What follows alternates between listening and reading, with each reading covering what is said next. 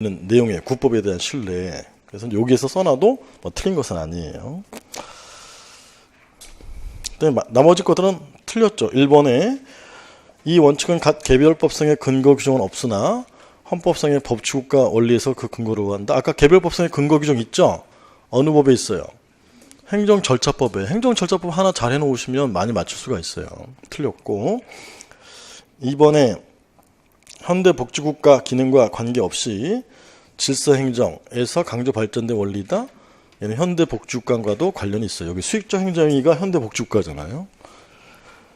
3번의 판례는 이 원칙의 요건으로서 선행조치 여부는 형식적인 권한분장 뿐만 아니라 실질에 의해서 판단한다. 틀린 것이고 5번에 이 원칙이 충족되는 경우에는 비례원칙이 정될 여지가 없으므로 신뢰보호의 대상인 사익이 존속 무조건 보호되어야 한다. 통설판례 입장이다. 신뢰보호 원칙이 비례원칙의 특별법이기 때문에 신뢰보호 원칙이 적용되면 비례원칙은 적용되지 않는 게 원칙이에요. 근데 여기 신뢰보호 원칙에서 법이 개정되거나 사실관계의 변경이 있었을 때 공익과 사익을 이익형량하는 것, 이 부분이 비례원칙과 관련된 부분이에요. 그래서 5번 적용될 여지가 없긴 하지만 신뢰보호의 대상인 사익이 무조건 보호되어야 한다. 그게 아니라 이익형량해야 한다라는 게 통설판례 입장이에요. 그 뒷부분이 틀렸어요. 뭐 뭔지 아시겠어요? 그래서 5번 지문 같은 것은 여러분들이 좀 어려우실 거야. 그 다음에 9페이지 13번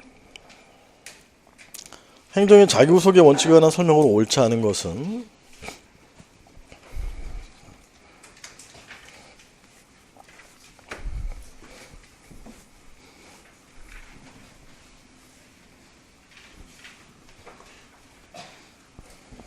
자기구속의 원칙 역시도 원래는 수익적 영역에서 발달된 게 자기구속의 원칙이에요.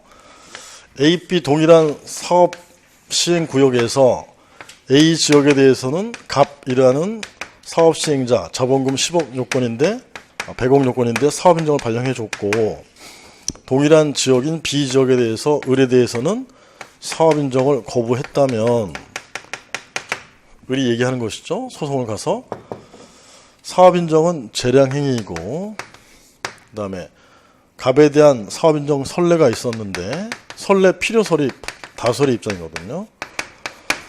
그 다음에 그런 선례가 있어서 동종의 사건에 대해서 행정청이 을에게도 사업 인정을 발령해야 할 자기 구속이 있었음에도 불구하고 거부하면 자기 구속의 원칙이 위반해서 위법하다. 재선동이죠. 재선동.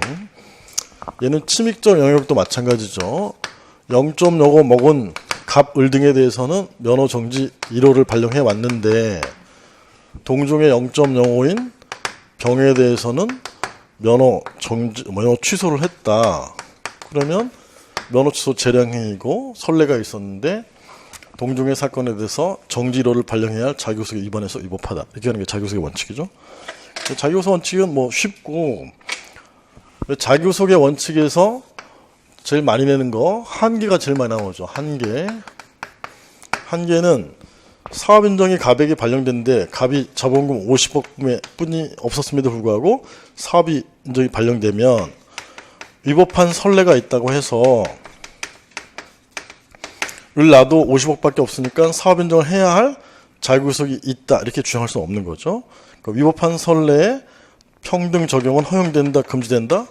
금지된다. 이거 맨날 나오고 위법한 선례는 자기구속 원칙이 적용되지 않는다. 한계.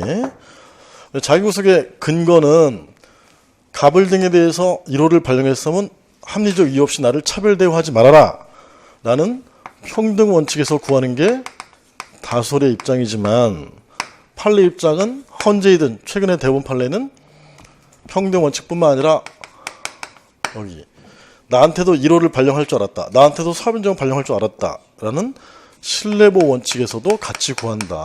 이걸 잊지 마셔야 돼. 이게 판례 입장. 제일 많이 내는 거 요 한계하고 요거예요. 여기.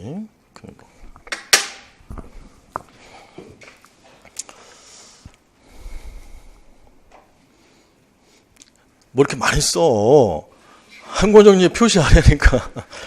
자, 13페이지. 문제 푸시다가 좀 핵심이 되는 내용이 나오면 한 권 정도 좀 이따 표시할 테니까 지금 표시하지 마시고 같이 표시해요. 그러면 13번 친절한 승민씨가 대드릴 테니까 자 9페이지 13번 자기구세 원칙 설명으로 옳지 않은 것은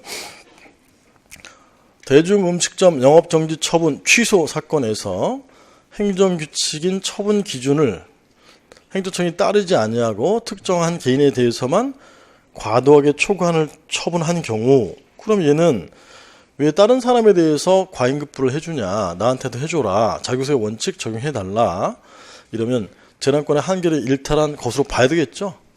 틀린 것이고.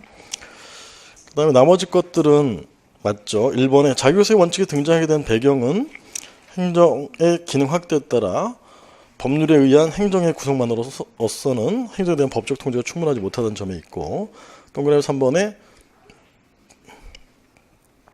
자기구성론은 자유로운 행정 영역 또는 재량 여지를 부여하고 있는 사안, 즉 재량행위 있어서 행정의 자유를 한정하는 기능이 있다. 즉 자기구성의 원칙에 반하면 안 된다. 이런 한정, 통제 수단이 된다. 4번 자기구성론은 재량 행정 영역에 있어서 재량권 행사에 대한 사법 통제를 확대시키는데 그 이유가 있다. 3번이나 4번이나 같은 얘기예요. 모든 일반 원칙은 전부 재량행위를 통제하는 기능이 있단 말이에요. 왜냐하면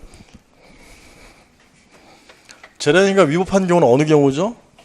일탈, 남용, 혜택. 남용, 법 1, 일반 원칙 위반. 모든 일반 원칙에 위반하면 위법이 된단 말이죠. 통제하는 거죠. 14번 일반 원칙에 관한 판례 태도로 옳지 않은 것은 3번이죠.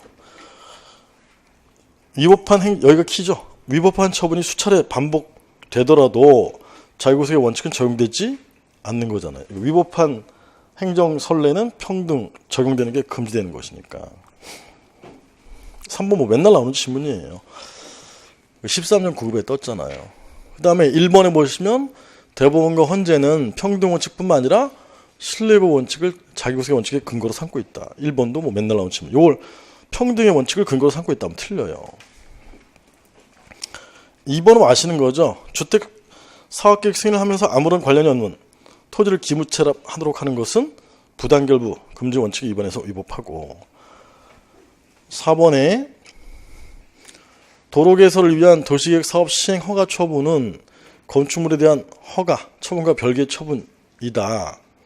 따라서 사업 시행 허가를 함에 있어서 조건으로 내세운 기부채납 의무를 이행하지 않았음을 이유로 한 건축물에 대한 준공 거부 처분은 건축법의 근거 없이 이루어진 거죠. 별개의 처분이니까. 따라서 위법하다. 15번 행정법상 일반 원칙이 나타나고 있는 실전법의 규정을 나열한 것이다. 가장 법리적 관련성이 가장 적은 것은 5번이죠. 자, 나머지 것들은 동그라미 1번에 필요 최소한도의 범위 내에서 비례 원칙이고, 2번도 필요 최소한도의 비례 원칙이고, 3번에 그 방치함 및 심의 공익을 해야 할 것으로 인정될 때에는, 즉 공익과 사익을 이익 형량했을 때 심의 공익을 해야 하면 대집행하고, 심의 공익을 해야 하지 않으면 대집행할 수 없고, 상당성 원칙이죠. 4번에 필요 최소한의 범위 비례 원칙이고, 5번에 수급자에 대한 급여는 정당한 사유 없이 이를 불리하게 변경할 수 없다. 불이익 변경 금지 원칙이라고 볼 수 있죠. 얘는 비례 원칙과 관련이 없는 거예요. 넘기시고, 이거는 일종의 신뢰보호 원칙과 관련되죠. 나한테 50만 원 주다가 왜 30만 원 주냐? 구행정적에 대한 신뢰를 주장하는 것이니까.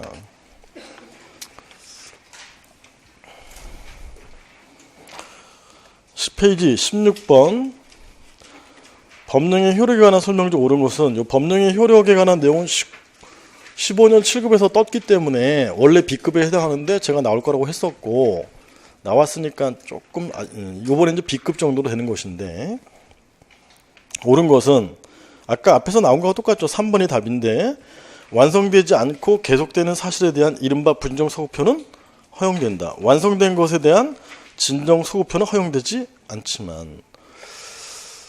그 다음에 나머지는 틀렸죠. 모든